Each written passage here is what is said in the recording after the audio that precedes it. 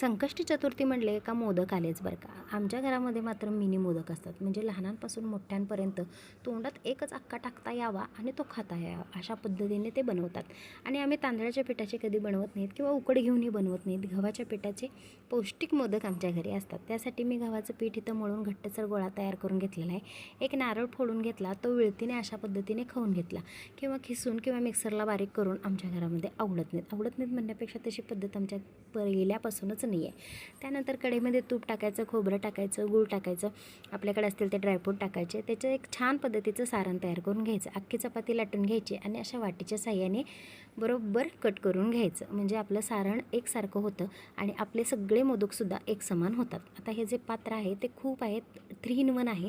त्यामध्येच मी प्लेट ठेवलेली आहे, त्याला तेल लावले आणि सगळे मोदक उकडून घेतलेले आहेत. कशी झाली मोदकाची रेसिपी सांगा. चॅनलला लाईक सबस्क्राईब मात्र नक्की करा बरं का.